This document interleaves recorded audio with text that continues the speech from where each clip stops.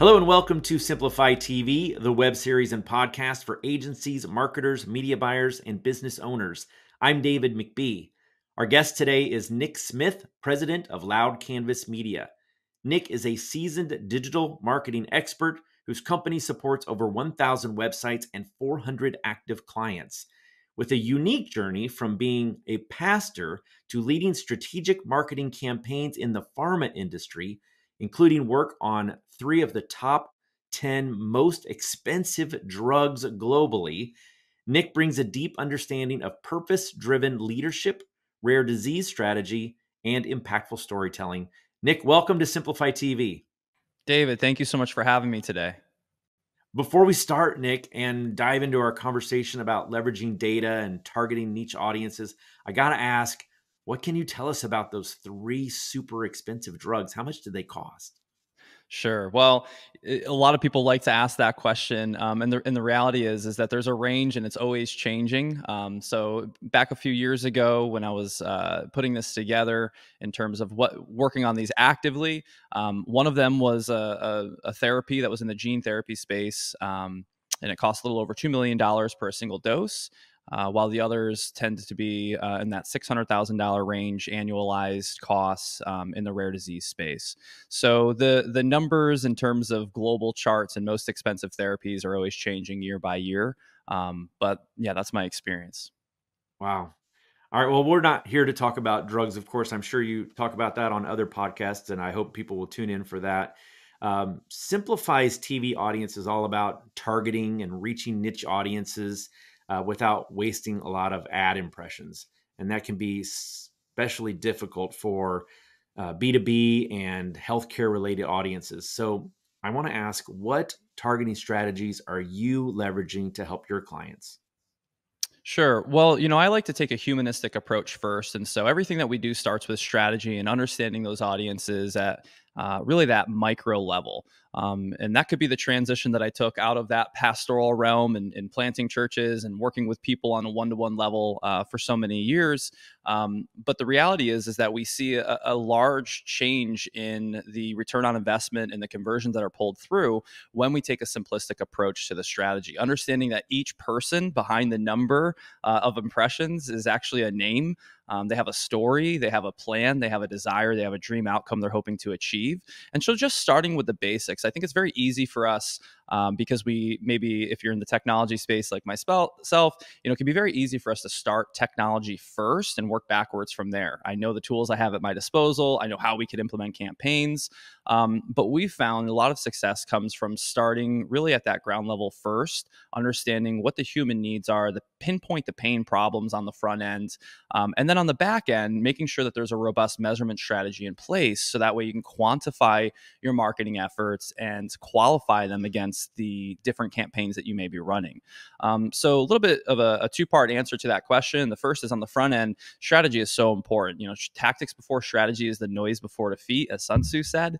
And so starting with strategy, getting that down, really understanding your target audience, utilizing tools like social listening, and honing in on that audience's perspective allows you to deliver the right message to the right person at the right time, as opposed to a more of a blanketed approach.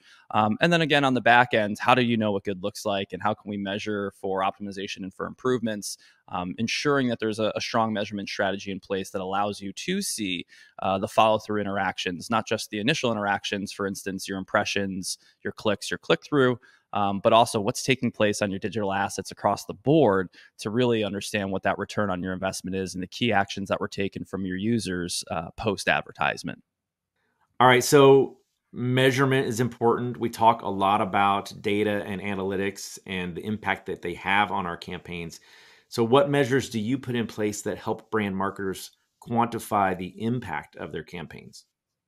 One of the biggest problems that we see with brand marketers or brand managers is that they've got a segmented approach to their marketing. And what I mean when I say that is maybe they have one agency or one marketing effort that's happening in this silo, and they have another agency taking care of another target audience or another campaign in a separate silo.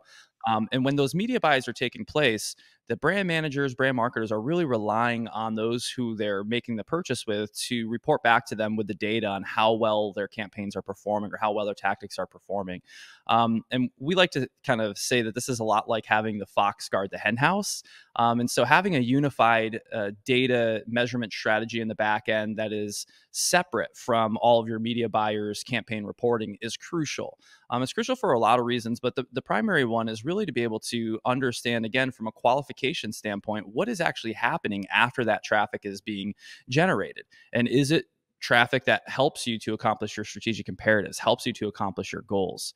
And so on that measurement strategy, we often are looking at things like what are the key decision factors towards a purchase decision, or what are the key decision factors that we're hoping to see influenced in an audience that might have a negative position towards the brand, or a neutral position towards the brand, or a positive position towards the brand. Each one of them is going to require different metrics along the way, and ensuring that that's something that's being handled outside of those who are actually doing the performance implementation is one way of safeguarding, making sure that you get the best return on your investment. I really like that, how you broke it up into the basically three different audiences just for that one product. And I'm sure you do multiple campaigns for your products and services to reach different audiences that have different goals.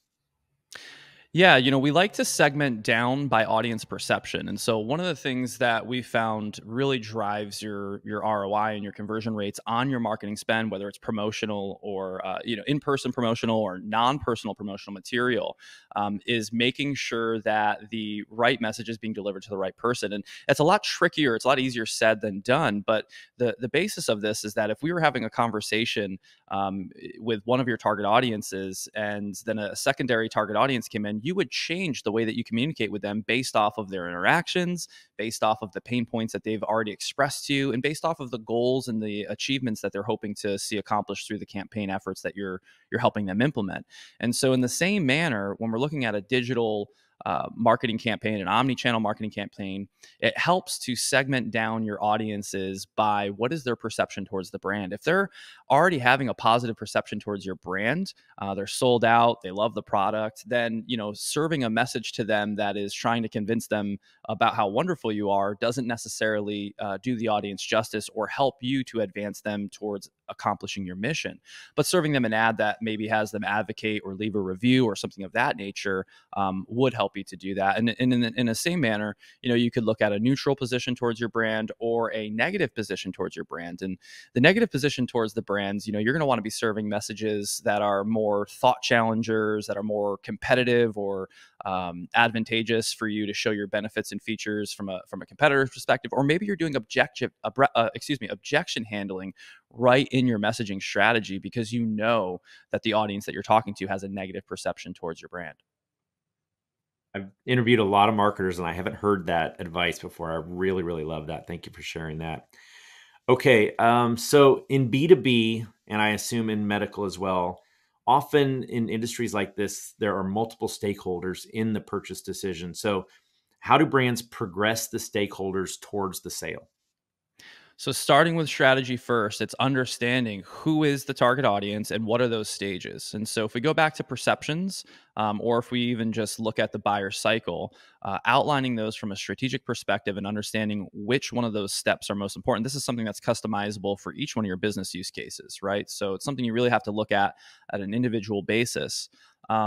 But then when you take that humanistic approach and you realize that each one of these people behind the numbers has a felt need, a felt pain point, and a desired outcome they're trying to achieve, it really just becomes about trying to figure out where they fall within the user journey or within the map. Once you figure that out, you've already got your messages. You know your brand better than anybody else. It's sequencing those messages in a manner that moves behavior, that moves action. And I think, again, the unique perspective of coming from one of the fifth fastest growing churches in the United States, and dealing with interpersonal issues with thousands of people, from doctors to lawyers to drug addicts to those who are facing housing insecurities. At the end of the day, every single person is living a unique human experience, and there are shared components that we as advertisers have with them. And so leading with empathy, understanding who the person is that we're speaking to, and really thinking, if I were in their shoes, what would the next message be that moves me closer towards the desired outcome? The pieces start to fall into place there once you start doing it. But again, that's strategy first, as opposed to looking at tactics first. Can we talk about tactics for just a second, specifically sequential messaging? How do you go about doing that? Well, technology has come a long way in this. Certainly, the utilization of different cookies, as well as systems like CRM systems, whether you're using a Salesforce or a HubSpot, give you the ability to segment down your messaging across a wide variety of channels, omni-channel. And so one of the first and most important aspects is to be able to unify your audience's behavior to a specific audience type or user ID. Once you get that portion down, again, the rest just becomes, how are you segmenting the message? Are you aware from the feedback loop of your data and analytics that person saw that message, and then supplying another one towards them? The rest is comparative, A/B split testing, understanding, hey, if we sent this certain number of communications or this type of ad out and we saw this conversion rate, it performed better than the other one. But what I find most of the time is that, brands have a hard time segmenting down enough and getting those touch points down to a minute level enough that the changes they're making tend to be at a higher, more general level.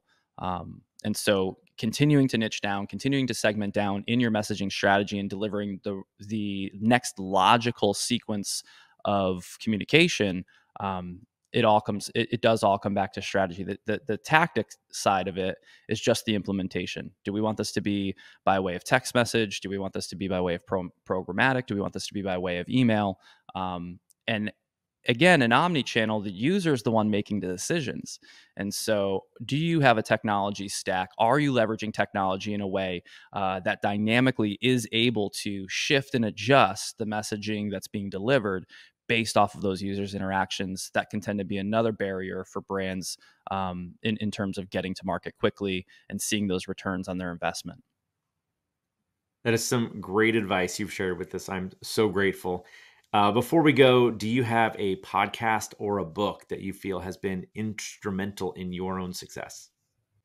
Yeah, I would say The Competitive Advantage The Advantage by Patrick Lencioni. He talks a lot about work culture and creating teams that love to do what they love to do.